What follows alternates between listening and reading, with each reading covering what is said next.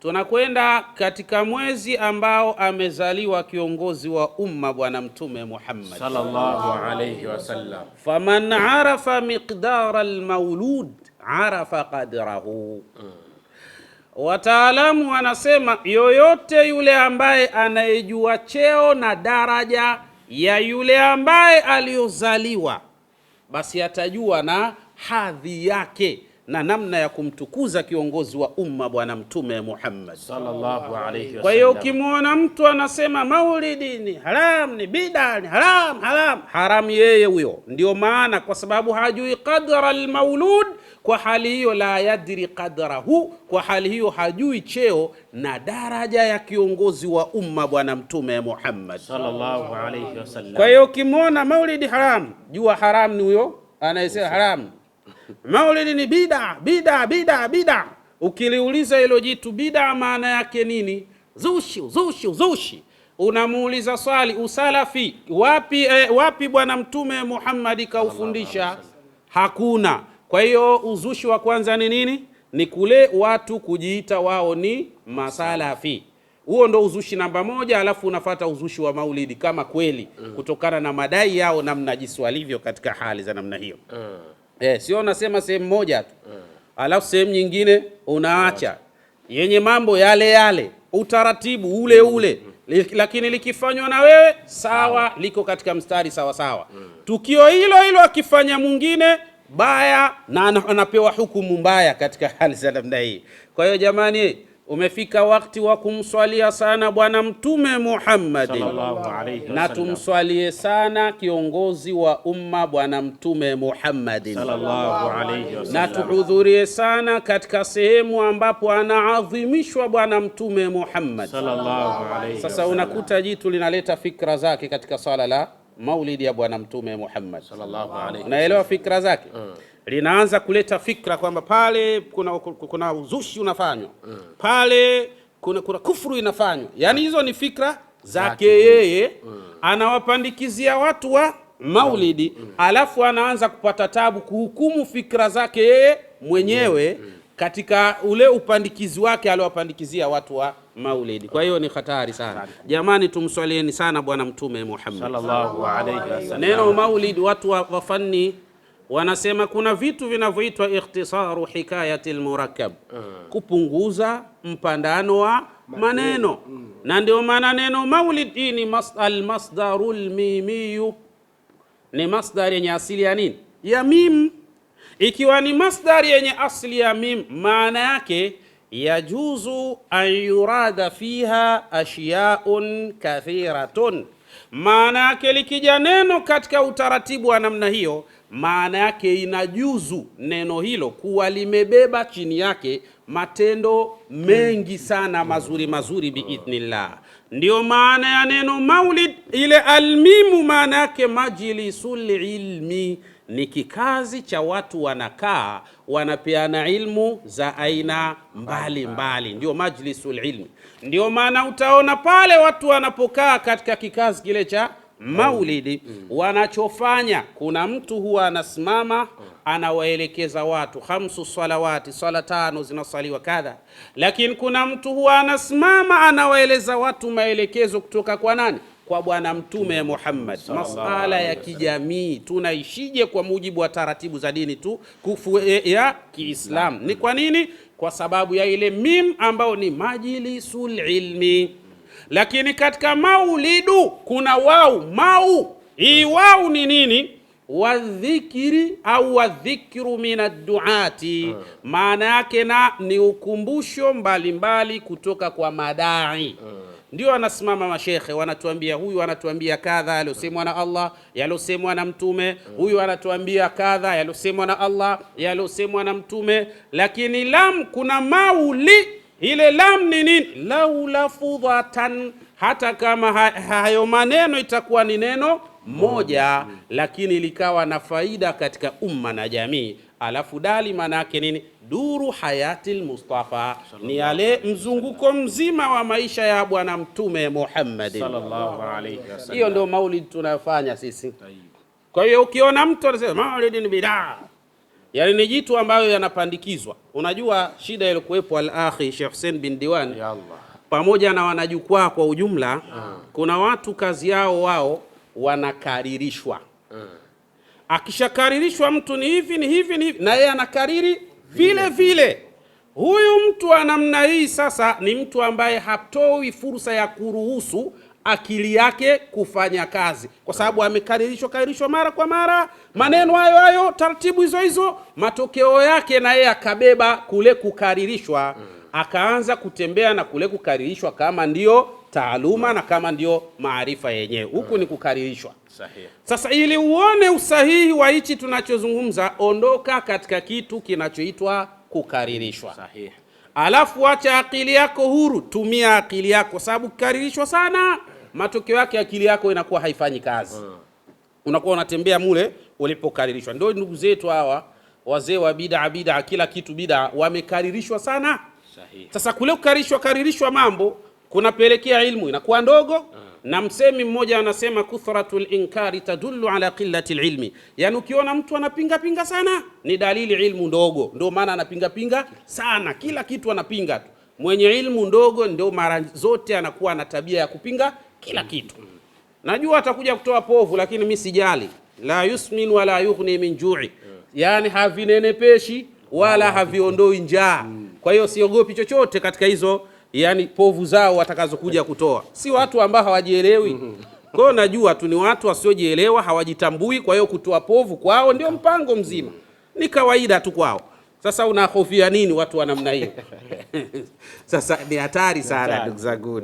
Ukiona mtu anamna kakaririshwa, kwa kuwa amekaririshwa, ilmu hapo huwa haingii tena. Kufungua akili tena panakuwa pagumu sana. Hafungui tena akili. Yeye ni vile vile alivyokaririshwa na wahuni wenzake, na anabeba kauli ya uhuni kuwa ndio maarifa. Basi ni hatari ndugu zangu.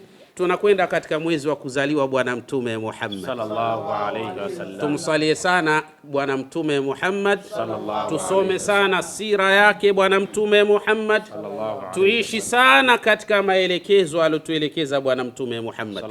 Ndugu zangu, kabla sijaingia rasmi katika mada yangu ambayo itakuwa ni fupi sana siku ya leo, nataka niwakumbushe mnamo tarehe 3 ya mwezi wa 9 insha Allah, tukiwa hai na salama, tunataraji biidhnillah subhanahu wa ta'ala kutakuwa na dua nzito sana hapa katika jukwaa letu. Na dua hiyo ni maalum kwa wale ambao wapo katika jiji la Dar es Salaam. Pia tunawaalika wanaweza wakahudhuria. Lakini kwa wale walio mbali, majina yao, dhamira zao tutaziwakilisha hapa biidhnillah subhanahu wa ta'ala. Dua hii itakuwa na pati 3. Pati ya kwanza ni maalum sana kwa wale ambao wana madeni, wanadai, lakini wale ambao wanaowadai hawawalipi. Kuna mtu anadai serikali lakini serikali haimlipi. Kuna mtu anadai kampuni lakini kampuni haimlipi. Kuna mtu anadai idara fulani, lakini kuna mtu anadai mtu lakini hawalipani hawa watu. Insha Allah, hii ni dua maalum kwako wewe ambaye unadai. Mwenyezi Mungu Subhanahu wa Ta'ala afanye wepesi kwa wale ambao unaowadai, wakurejeshe na wakupe haki yako biidhnillah Subhanahu wa Ta'ala. Lakini kipengele cha pili ni maalum kwa yule ambaye anadaiwa. Kuna mtu ana madeni hatari sana, lakini katika hayo madeni yake hajui hata cha kufanya, afanye nini ili aweze kulipa madeni hayo. Tutasema na Allah na kumwambia, ya Rabbi, waja wako hawa wana madeni mazito yamewakabili. Ya Rabbi, tunakuomba wape asbabi miongoni mwa asbabi zitakazopelekea wao kuweza kupata kile ambacho kitachopelekea wao kulipa madeni wanayodaiwa biidhnillah subhanahu wa ta'ala. Hiyo ni tarehe 3 ya mwezi wa 9 biidhnillah subhanahu wa ta'ala. Lakini kadhalika pati ya 3 ni maalum kwa ajili ya wagonjwa. Kuna watu wanaumwa maradhi ya kisihri, kuna watu wanaumwa maradhi ya kishetani, kuna watu wanaumwa maradhi ya kibaiolojia. Biidhnillah subhanahu wa ta'ala, sisi tutasema na Allah, wapo watu wameanza kupata natija nzuri katika dua zilizopita, na sasa wanatuambia shekhe, tunaomba jukwaa hili la dua liendelee kwa sababu tunaona natija zilizokuwa nzuri, na tunataka ni watu 350 tu.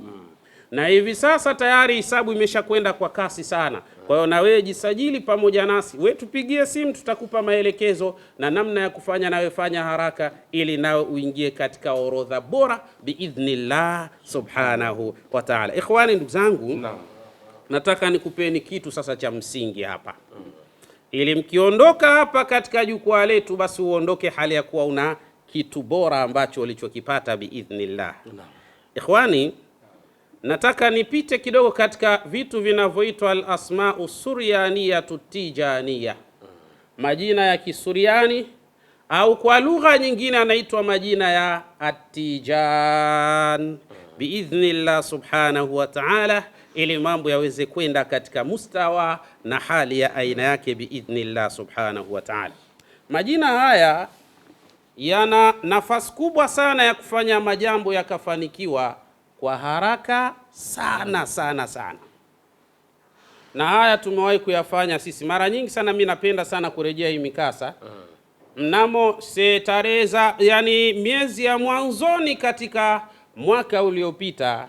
Allah subhanahu wa ta'ala alitukadiria kwenda katika ardhi ya Muscat nchini Oman, na lengo kubwa ilikuwa ni ndugu yetu, yeye alikuwa na sharika, ana kampuni yake. Sihitaji ni kampuni ya nini, lakini katika kampuni hiyo alikuwa ni mtu ambaye anafeli sana majambo yake, bidhaa zake zinakuwa haziendi katika utaratibu anaotaka. Yule bwana akawasiliana nasi, tukamwambia inawezekana kulifanya hili jambo hata kama sisi tuko mbali na wewe uko mbali. Yule bwana akasema, ninafahamu na ninajua kabisa mnaweza kunifanyia jambo langu na likawa sawa hata kama nitakuwa niko mbali, lakini mimi furaha yangu nataka nyinyi muhudhurie hapa nilipo ili mlifanye jambo langu mkiwa hapa. Je, litachukua masiku mangapi ili jambo langu kuwa limekwenda katika utaratibu bora? Tukamwambia 40 yauman, masiku 40. Na sio masiku 40 yale ya wale jamaa, 40 yauman ya kwetu sisi, masiku 40 sio yale ya wale jamaa kuiba mbuzi na ng'ombe, sio yale ni haya ya kwetu sisi. Basi yule bwana akasema, kama masiku 40 inshallah, hakuna shaka Sheikh, mimi niko tayari, na niambie ni sasa utaratibu unakwendaje. Kampa utaratibu, yule bwana akafanya utaratibu, alhamdulillah. Watu tukatoka hapa watu 4 tukaelekea katika ardhi ya Muscat nchini Oman biidhnillah subhanahu wa ta'ala. Baada ya kufika pale tukafanya majambo yetu ndani ya masiku 40. Yani ule utaratibu ambao tuliofanya pale na ukaleta natija na matunda bora kabisa biidhnillah, ndiyo utaratibu ambao ninakueleza hivi sasa biidhnillah kupitia katika jukwaa hili. Nawe unaweza ukafanya utaratibu huu iwapo utakwenda nao kwa hatua zake, na mambo yatakuwa katika mustawa na hali iliyokuwa sawa sawa biidhnillah subhanahu wa ta'ala. Wallahi, ukimpata mtu anayepita katika njia zake zilizo sahihi, wewe umefaulu kabisa.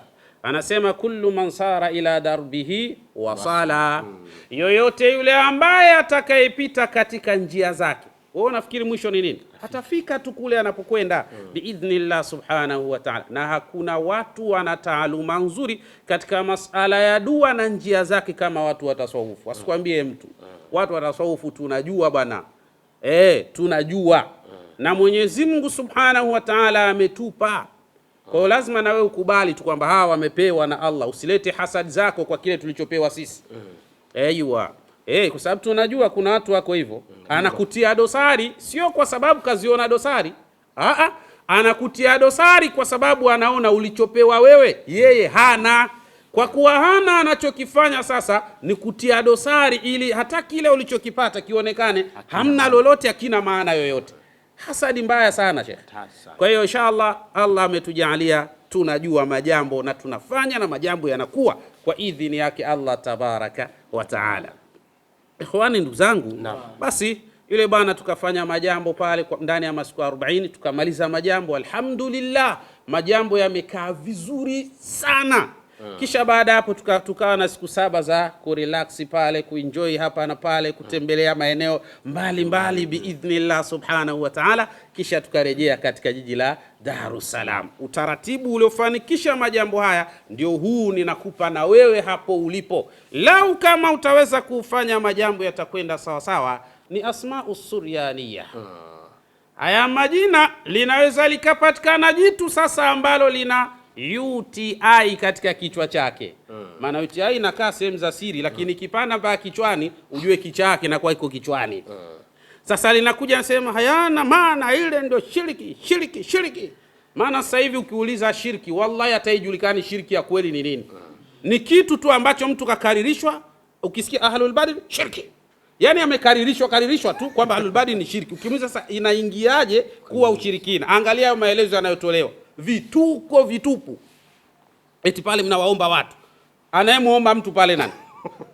Hivi ni kweli kabisa naona kairishwa kwamba pale wanaomba watu? Ni kweli sana au naamini kabisa kwamba watu wamekaa hapa wanamuomba mtu? Tena wanamuomba mtu aliyokufa. Si akili ndogo hii. Eti kakaririshwa mtu na yeye eti hayo yamemkaa vizuri kichwani. Tatizo hili. Hatari sana. Sasa kuna majitu yakisikia haya majina anasema yale majini. Sasa ukiwauliza majini hao majini gani?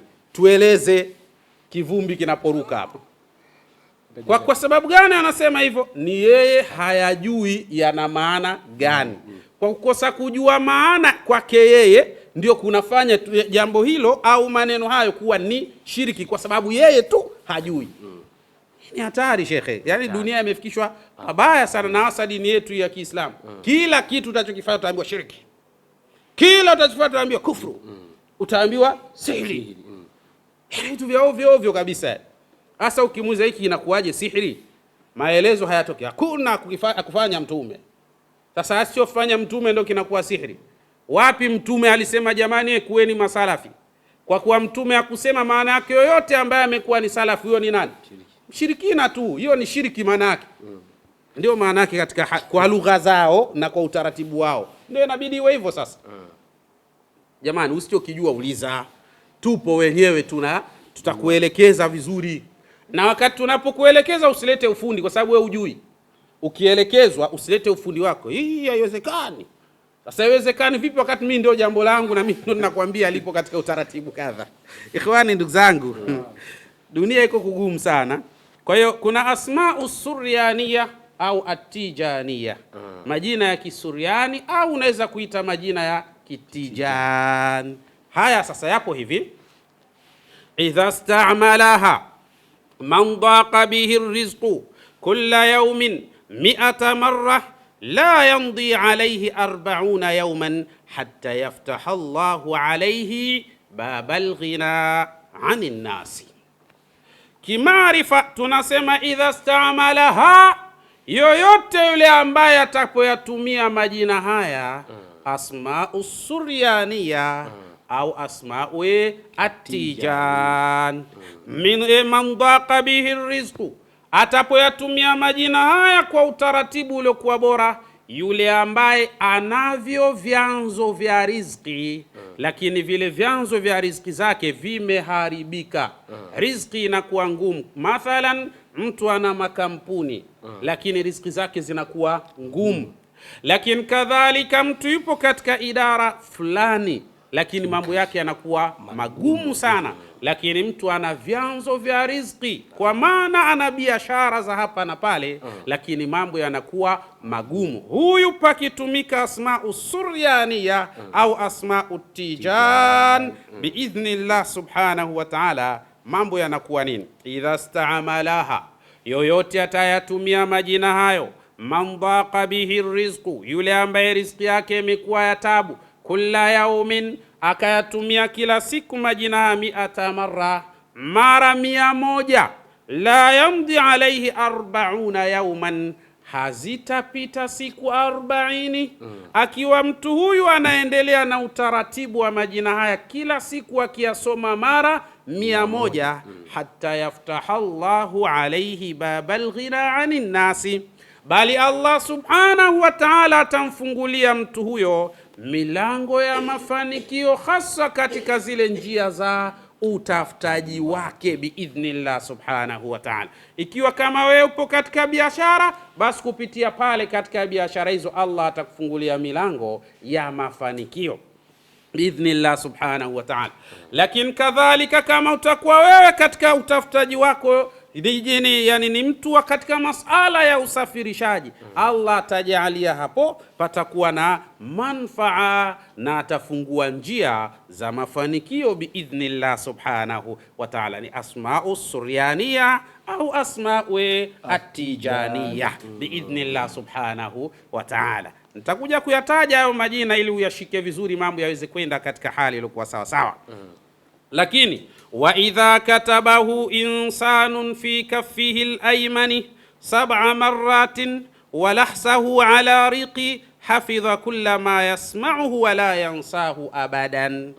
Na bila shaka wa idha katabahu insanun, kama atayaandika mwanadamu majina haya suryaniya au asma'u tijaniya fi kaffihi al-ayman, katika kiganja chake cha mkono wa kulia. Na hapa kuna kuandika kama jinsi ambavyo nitakavyoyasoma, na kuna kuandika kwa taaluma.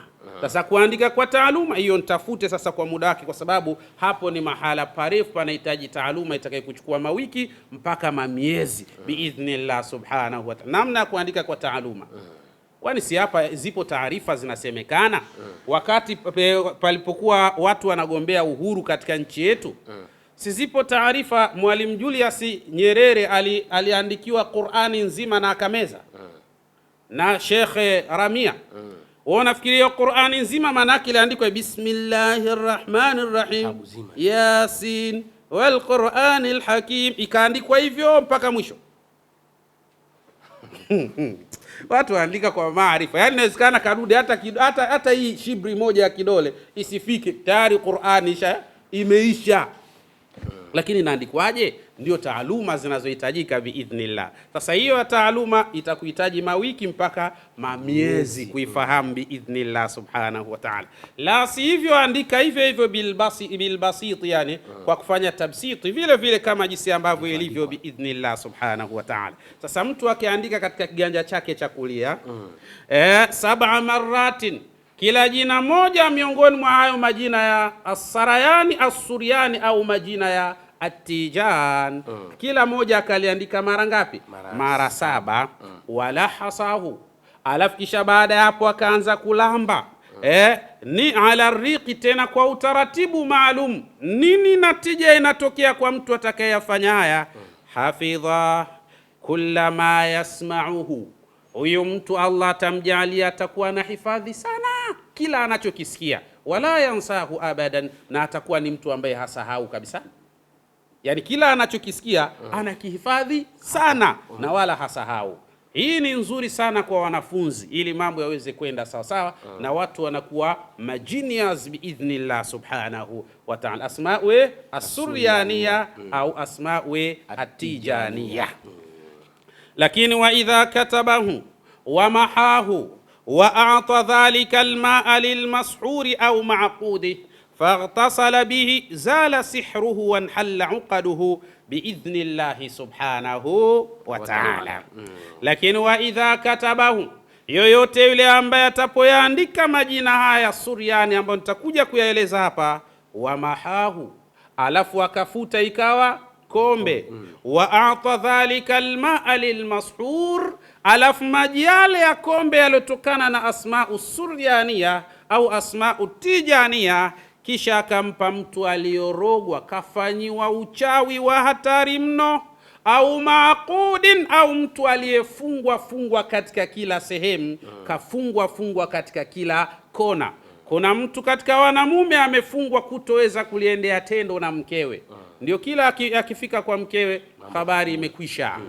Lakini kuna mwingine amefungwa katika sala zima la uzazi, hafurahi tendo la ndoa na watoto hakuna. Sasa hii asma'u tijan au asma'u suryaniya yakiandikwa vizuri, yakafutwa vizuri, haya yana nafasi. Faghtasala bihi, kisha mtu huyu akaoga, zala sihruhu, utaondoka uchawi wake, wanhalla uqaduhu, lakini kadhalika na vifungo alivyofungwa vitafunguka kwa idhini yake Allah subhanahu wa ta'ala. Kuna mwingine kafungwa kwenye masala ya kiriziki tu, sahihi, ana kazi nzuri alafu ana lolote analopata. Lakini kuna mwingine kafungwa hata hiyo riziki yenyewe asiipate kabisa. Maana kuna mtu amefungwa kufanya maendeleo ya kile anachokipata, na kuna mtu ambaye amefungwa hata hicho chenyewe cha kukipata asikipate kabisa. Ni hatari sana. Sasa lau kama ikitumika taaluma biidhnillah asma'u suryaniya, ina uwezo wa fungua majambo haya kwa idhini ya Allah. Mtu akioga au akaenda korashi pale katika sehemu ya kazi zake, basi majambo yanakwenda katika hali iliyokuwa sawa sawa biidhnillah.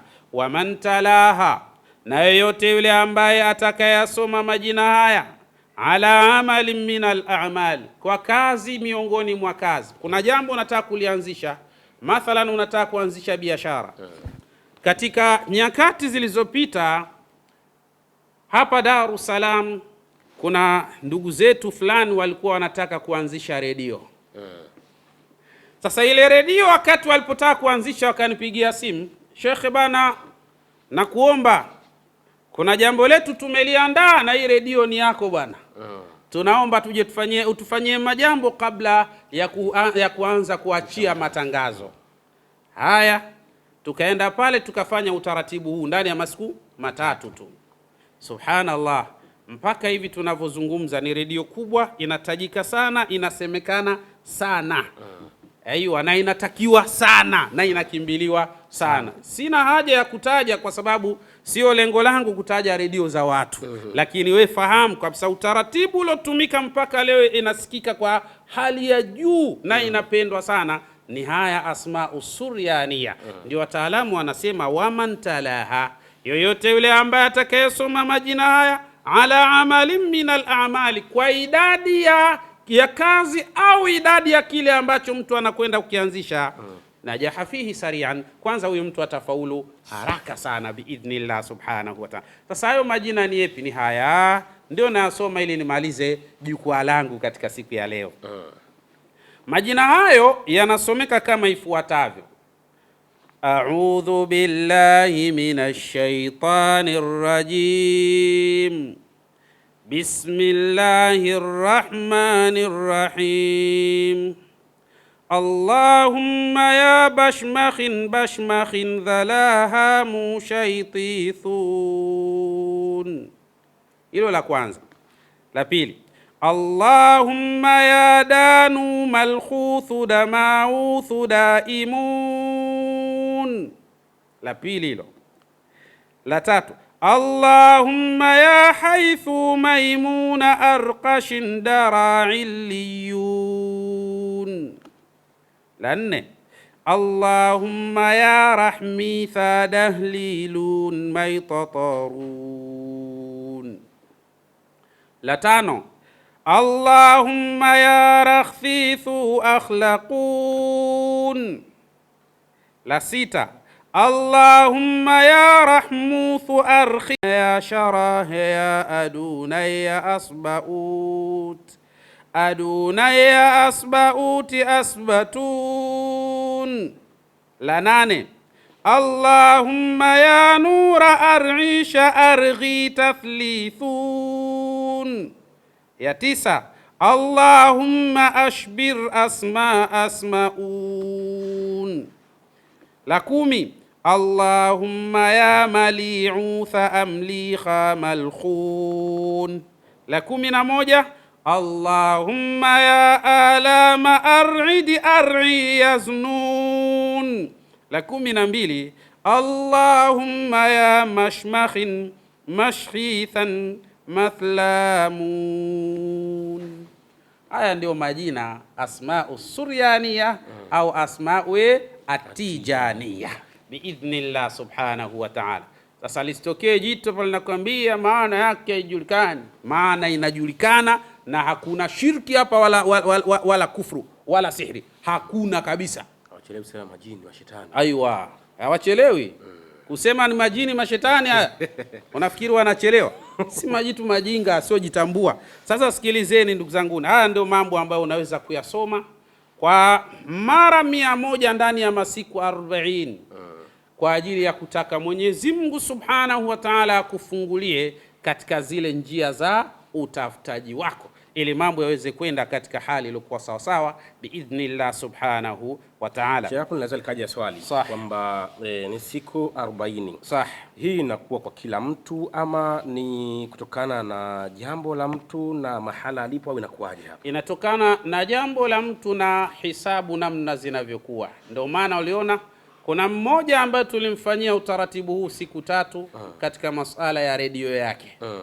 Lakini kadhalika kuna mtu ambaye tumemfanyia katika ardhi ya Dodoma takriban mara, yani siku 27. Aiwa, kutokana na hisabu zake. Lakini kadhalika Umani tumepiga siku 40. Yani mambo yanakwenda kutokana na hisabu na mambo jinsi yalivyo, ili jambo liende katika mustawa na hali ya aina yake. Yani haya mambo yako hivi al-akhi, ni kama jinsi unavyoona miili ya bin Adam namna ilivyo. Mathalan, kuna mtoto anaweza kupata malaria na kuna mtu mzima anaweza kupata malaria. Sasa dozi ya mtoto hauwezi ukampa mtu mzima na dozi ya mtu mzima hauwezi ukampa mtoto, hata kama kidonge ni kile kile metacafeine. Ona jambo jinsi ilivyo. Sasa na vile vile mambo jinsi yalivyo yanakwenda katika utaratibu huo. Yani jinsi ambapo ile njia ya utafutaji yako inapokuwa kubwa, basi na taratibu zinakuwa kubwa, na ikiwa ndogo na taratibu zinakuwa ndogo. Vile vile biidhnillah Subhanahu wa Ta'ala, yanahitaji taaluma, yanahitaji maarifa, ili mambo yaweze kwenda katika hali iliyokuwa sawa sawa. Kwa hiyo mtu atafanya utaratibu huu, mambo yatakwenda vizuri. Sasa linaweza likaja jitu hapa linasema yana maana, mimi natoa kodi moja tu hapa. Katika kodi 12 hizi mimi natoa moja tu. Ukisikia Allahumma ya bashmakhin dhalahamu shaytithun, kwa Kiarabu mtu anakuwa amesema hivi: ya Allahu nafidhu amrihi alladhi lahu al-asmaul husna was-sifatul ulya wal-bahjatu wad-diya'u wan-nuru wal-baha. Yani mtu anakuwa anasema ya Allah an-nafidhu amrihi alladhi lahu al-asmaul husna was-sifatul ulya wal-bahjatu wad-diya'u wan-nuru wal-baha. Kisuriani au kitijani unakuwa umesema Allahumma ya bashmakhi dhalahamu shaytithun. Ndio unakuwa umesema maneno hayo kwa maana ya Allahu an-nafidhu amrihi alladhi lahu al-asmaul husna was-sifatul ulya wal-bahjatu wad-diya'u wan-nuru wal-baha. Kuna kalima ya ushirikina? Hakuna. Kwa hiyo majambo yamekwenda sawa. Hizi ni lugha za kitaaluma, lugha za kimaarifa. Ni sawa kama vile lugha za kidaktari al-akh Sheikh Hussein bin Diwani pamoja na wanajukwaa kwa ujumla. Lugha za kidaktari ni lugha ambazo hata uwe Muingereza mzuri zaidi huwezi kuelewa lugha za kidaktari, kwa sababu ndani yake unakuwa kuna lugha nyingi katika sala la udaktari. Msome Ibn Sina na kitabu mimi kinaitwa Al-Qanun fi Tibb cha Ibn Sina, mijaladi 5. Hatari Sheikh, hakuna daktari yoyote duniani atausoma udaktari bila kusoma vitabu vya Ibn Sina. Hakuna duniani bila kusoma vitabu vya Ibn Sina kwa lugha yake, kwa sababu ndani yake kunakuwa na lugha nyingi sana zinazohusiana na masala ya kidaktari na kitaaluma. Utapata kuna lugha ya Kilatini mle katika lugha ya kidaktari. Sasa wewe ukitaka kung'ang'ania Kiingereza chako alafu kanamwambia tu hii haina maana, wewe ndio hujui. Na kutokujua kwako haimaanishi kwamba ndio haina maana au haijulikani. Uliza wanaojua, watakwambia bana hapa jambo lipo kadha. Alafu usilete ujuaji. Ukiuliza ukaambiwa, kubaliana na unachoambiwa. Usilete habari za kichwani kwako. Kwa inshallah Mwenyezi Mungu atujalie kila la kheri kwenye mechi. Aiwa. Wapo watu wa namna hiyo. Na tatizo ni kule kukaririshwa. Sahihi. Shakaririshwa basi akili haifanyi kazi tena. Kwa Sheikh, katika haya majina haya ya Kisuriani tunaona kwamba ili mwanafunzi aweze kuwa bright anatakiwa aandikwe katika mkono wake wa kulia. Sahihi. Ama yule mtu ambaye ana kaida kupoteza kumbukumbu. andiko kwenye mkono wa kulia. Kila jina moja lirejewe mara 7 katika uandishi. Lakini pia tumeona hii inaweza kumfaa mgonjwa mwenye uchawi, alirogwa uchawi na atumie kwa kukoga. Swali laweza likaja. Mwingine huyu ana uchawi ambao alirogwa lakini upo ndani ya mwili. Vipi huyu kama anaweza akaandika kisha akakoga na akapata fursa kidogo ya kunywa, inawezekana maana namna gani? Na ndivyo hasa jinsi ilivyo, kwa sababu kuna uchawi unaitwa asihru dakhiliya wa sihru alkharijiyya. Kwa maana kuna uchawi unapoathiri kwa mwanadamu unakuwa ndani, na kuna mwingine uchawi unapoathiri kwake unakuwa nje.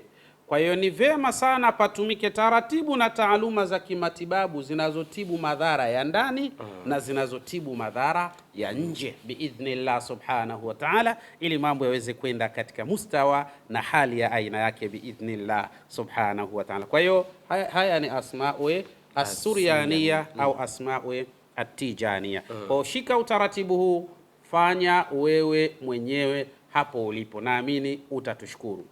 Lakini lau kama utaona kwamba hutoweza kufanya, tunaweza kufanyia popote pale ulipo duniani, ukiwa mbali au karibu. Lakini kuna kanuni inasema in tushghili nasa tagharam thamana. Iwapo kama utawashughulisha watu waache majambo yao ili wadili na kufanya yale ya kwako, huwezi kuepuka, lazima utagharamia tu thamani ya kuwafanya watu waache yao ili kufanya yale ya kwako biidhnillah subhanahu wa ta'ala. Ikhwani, ndugu zangu, hili jukwaa letu katika siku ya leo tumekupa taaluma katika asma'u suryaniya au asma'u at-tijaniya, ambayo lau ukipita katika njia hizi, wallahi ipo siku utatupigia simu utasema, shekhe, na kushukuruni sana nyinyi pamoja na jukwaa lenu, pale ambapo nilipotarajia nimefika. Na bila shaka kullu man sara ila darbihi wasala, yoyote atakayepita katika njia zake atafika tu kule anakokwenda biidhnillah subhanahu wa ta'ala, insha Allah. Lakini kadhalika hapa sasa, ndugu zangu, tunayo dawa yetu hii. Hii dawa inaitwa haqqul mujarrabu jurriba miraran wa sah.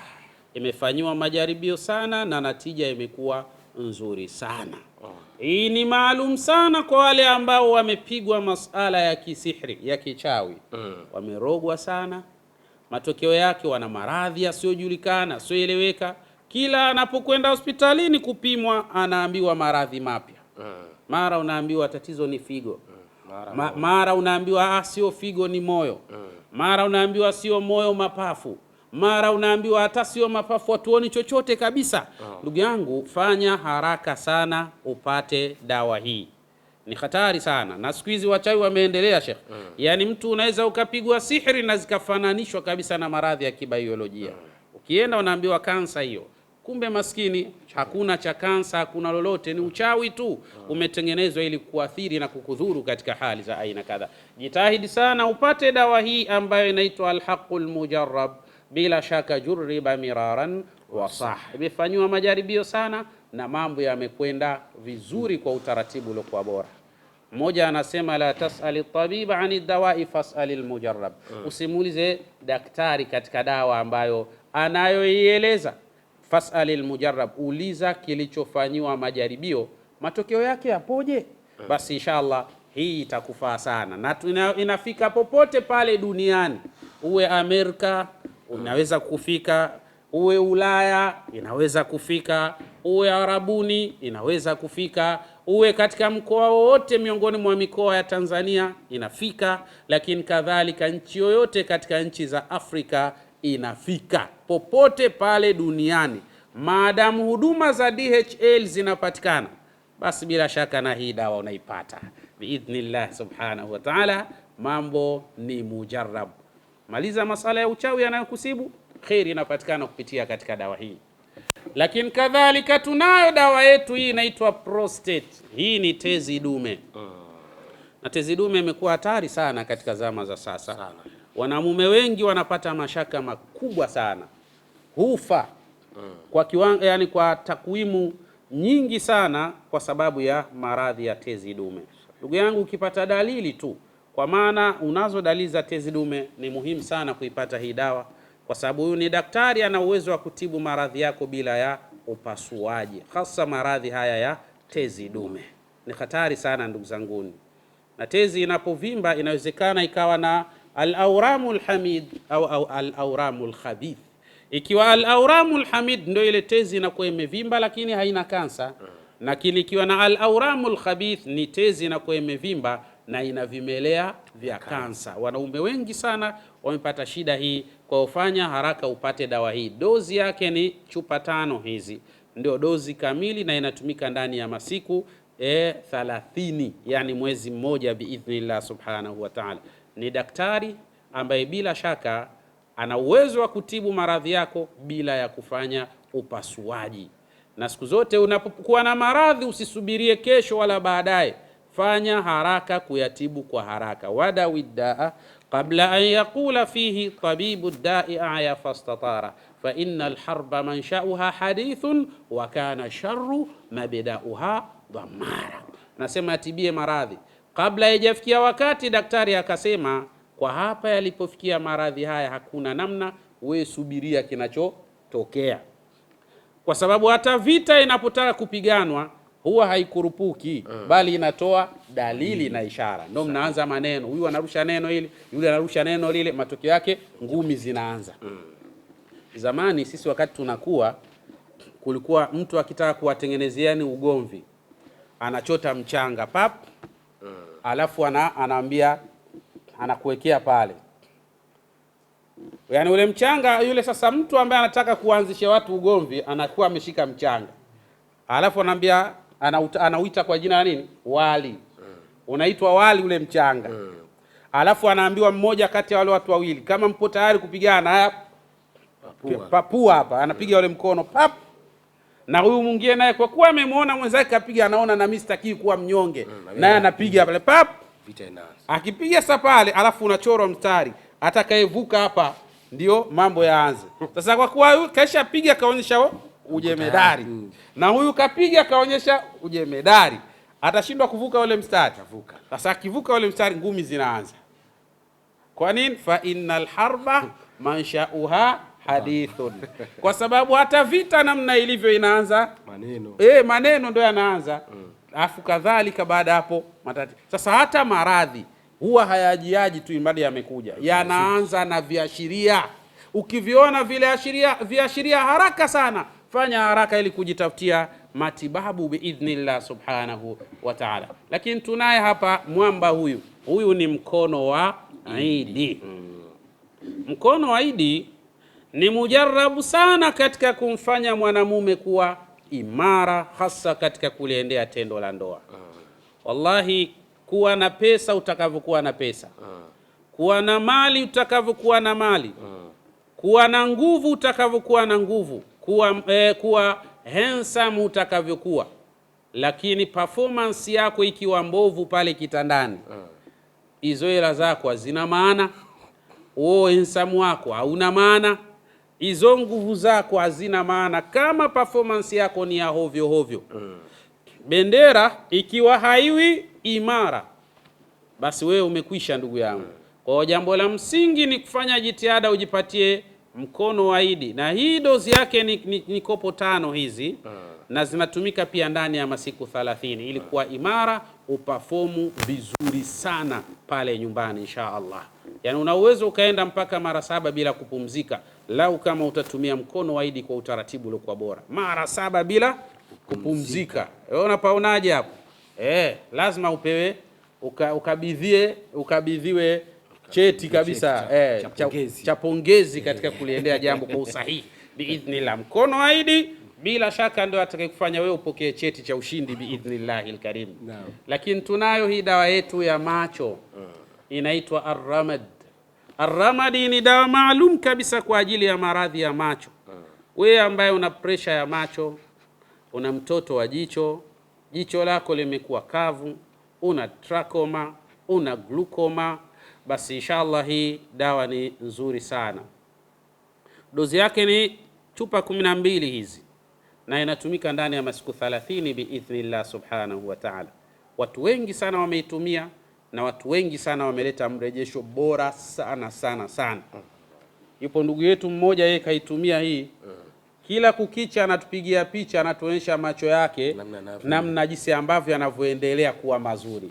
Mashaallah. Sasa na wewe ukiona ishara ya macho yako yanaanza kwenda katika hali mbaya, hakikisha unapata dawa yetu bora kabisa. Hii inaitwa Ar-Ramad, ambayo ni muhimu sana kwa usalama wa macho yako biidhnillah subhanahu wa ta'ala. Na mimi ni kushukuru kuanzia ulipoanza nasi mpaka kufikia wakati huu tukielekea tamati kabisa, na kubwa namna ambavyo umepata kusikia mambo makubwa matatu muhimu. Moja katika hilo ni swala zima la dua ya tarehe 3 ya mwezi wa 9, dua ambayo itagusa pengele vitatu muhimu. Moja ni kipengele cha wewe ambaye unayedai lakini haulipi kwa yule wale ambao unao wadai. Inawezekana unamdai mtu una uwezo kulipa nao lakini hataki tu, basi tumia fursa ya dua hii ya tarehe 3 mwezi wa 9 ili kuweza kujisajili pamoja nasi na uweze kutueleza vizuri, na kisha baada hapo uingie katika orodha ya wale watu 350 utaingia katika dua hii ya kuweza kulipwa madeni ya wale ambao unawadai waweze kulipa. Tena sio kulipa tu, wakulipe haraka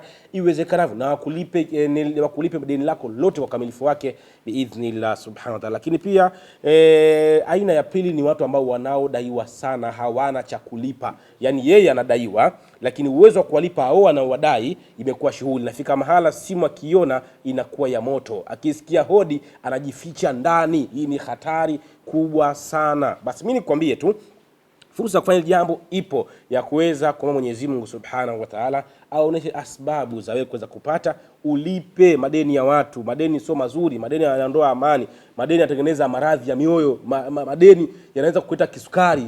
Kisukari, madeni yamekuandama kila ukikucha unakuja hivi. Hadithi ni hizi, ni hatari sana sana ndugu yangu. Kwa hivyo wewe ambaye unadaiwa sana na hauna namna yoyote ile ya kuweza kuwalipa wanaokudai, basi tuungane pamoja katika dua hii, dua tarehe 3 ya mwezi wa 9. Inawezekana Mwenyezi Mungu Subhanahu wa Ta'ala akufungulia kheri na zikapatikana na ukapata njia za kuweza kupata ulichokipata, ukaweza kulipa madeni na ukawa huru, amani ikapatikana ya nafsi yako. Lakini kumbuka, kuna mtu akipata anaanzisha mpango mwingine baada ya kulipa madeni ya watu. Ukipata tu lipa kwanza deni la watu, achana habari zingine, kwa sababu kanuni Mwenyezi Mungu anakupa ili upunguze, ili akupe tena kwa ajili ya kumaliza majambo mengine. Kwa hivyo hilo ni jambo la kwanza ambalo mimi nikusii kwamba tarehe 3 ya mwezi wa 9 tuna dua maalumu sana, na watu wajisajili na orodha inakwenda kwa kasi sana.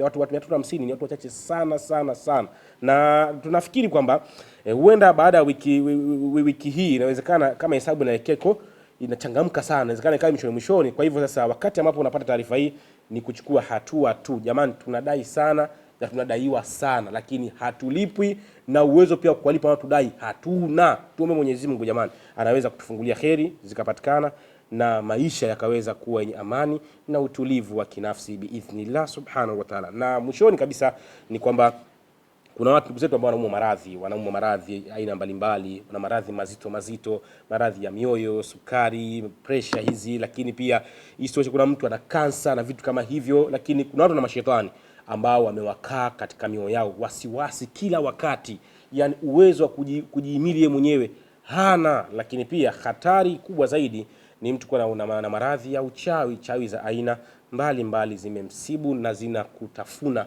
ama zinakuathiri kwa namna moja ama nyingine. Mimi niendelee kusihi kwamba ungana nasi katika dua tarehe 3 ya mwezi wa 9, itakuonesha maajabu na miujiza Mwenyezi Mungu Subhanahu wa Ta'ala, na kheri nyingi zitapatikana. Mimi nikwambie tu unaweza cha kufanya wewe ni kuwasiliana nasi kupitia namba zetu za simu 0748 86 9733 au 0659 86 97 34. Unaweza kutupigia sasa tukakushauri, tukupa mwongozo uliokuwa sawa sawa, ili nawe kama miongoni mwa watu ambao watakaojisaidia katika dua yetu hii, na kheri naamini zitapatikana. Kumbuka jukwaa linaruka hapa ofisini kwetu Mbagala Kizuiani, barabara ya kuelekea jeshini, na huduma ziko hapa zinafanyika kila siku kuanzia majira ya saa 2 asubuhi mpaka saa 8 mchana. Mimi sina la ziada zaidi ya kukwambia endelea kufuatilia jukwaa letu hili kwa kuwa mengi tutajifunza kupitia hapa, kwa huruma tukufu wake Allah Subhanahu wa Ta'ala.